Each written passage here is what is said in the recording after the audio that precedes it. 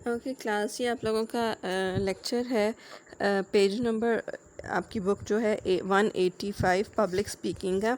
इसकी हेडिंग है tips for writing a speech. उसके अंदर सबसे नंबर 1 पॉइंट जो है, कीप द स्पीच शॉर्ट। ये आप सब लोगों को पता है कि जितनी लंबी बात होती है वो उतनी बोरिंग होती जाती है, अगर शॉर्ट होगी तो वो इंटरेस्टिंग होगी। तो जनरली क्या है, एक जो रिसर्च कहती है कि फ़र्स्ट 15 मिनट्स के अंदर लोग फिर इंटरेस्टेड होते हैं, बात सुनना चाह रहे होते हैं। जो नेक्स्ट 15 मिनट्स होते हैं उसके अंदर बोर हो जाते हैं।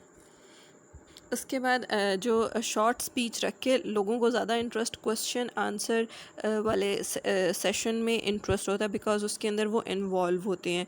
तो स्पीच को शॉर्ट रख के क्वेश्चन आंसरिंग वाला जो सेशन है उसको लंबा किया जा सकता है।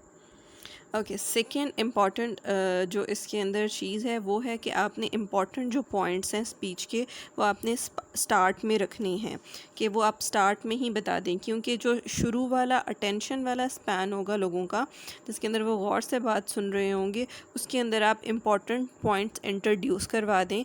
अगर कोई फुली स्पीच नहीं सुन रहा या उसका इंटेंशन नहीं है या उठकर चला जाता है, या कम से कम उसको मेन पॉइंट्स या कुछ आइडिया हो कि ओवरऑल आप क्या कहना चाह रहे थे, या कुछ ना कुछ इफ़ेक्टिव लिसनिंग हो जाए।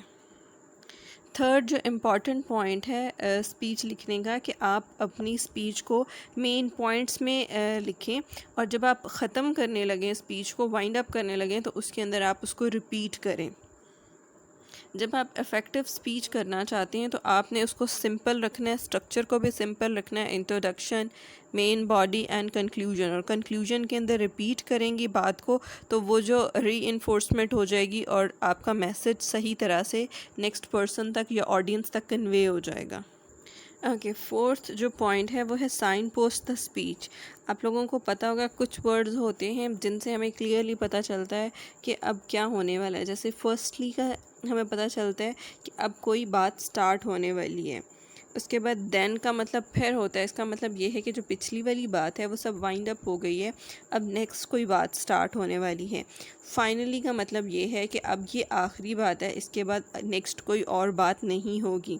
तो जब आप अपनी स्पीच में ऐसे वर्ड्स यूज़ करेंगे जिससे क्लियरली सुनने वाले को पता चल जाएगा कि ये आप किस स्टेज पर हो, तो जो ये इस टाइप के वर्ड्स होते हैं इनको साइन पोस्ट कहते हैं, और इनके यूज़ से ये होगा कि आपके ऑडियंस को क्लियरली पता चल जाएगा कि आपकी स्पीच किस स्टेज पर है, कि अब स्टार्ट हो रही है, मिडल में है, एंड में है, या बिगनिंग है। तो ये सब चीज़ें किससे क्लियर होंगी? साइन पोस्ट से। ओके, फिफ्थ इम्पॉर्टेंट पॉइंट है right out the speech in full.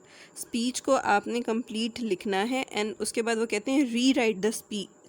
जब एक दफ़ा आप स्पीच लिखोगे, मे बी आपके कुछ पॉइंट्स आगे पीछे हों, या कुछ भी लाइक आपने जो बात शुरू में बतानी हो, या कोई वाकया या स्टार्ट में एग्जांपल देनी हो, वो आपने एंड पे लिखा हुआ है, तो आप उसको री राइट करोगे तो वो अरेंजमेंट होगी।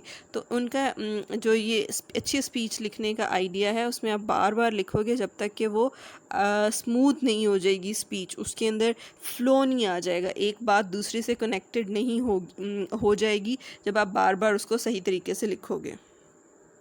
ओके, जो सिक्स्थ और लास्ट पॉइंट है उसके अंदर वो ये कहते हैं कि reduce the writing written out speech to a numbered notes. अब वो कहते हैं कि जब आपने पॉइंट लिख लिया है, एक दफ़ा आपको गो थ्रू हो गए स्पीच से, आपने उसको री राइट कर लिया है, तो आपको बहुत अच्छे तरीके से क्लियर हो गया, क्योंकि आपने 1 या 2 या 3 टाइम्स लिख लिया है, तो आपको क्लियर हो गया कि आपने स्पीच में एक्चुअली बोलना क्या है।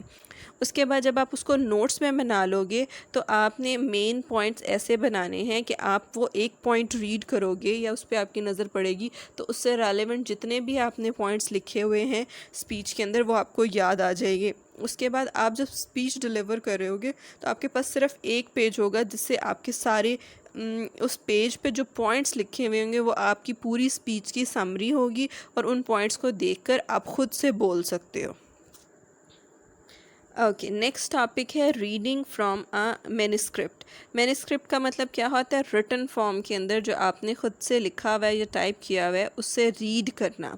अब स्पीच के अंदर एक जो बहुत इम्पॉर्टेंट मेथड है कि वो आपके पास रिटन स्पीच होती है और आप उसको देख के रीड कर रहे हो।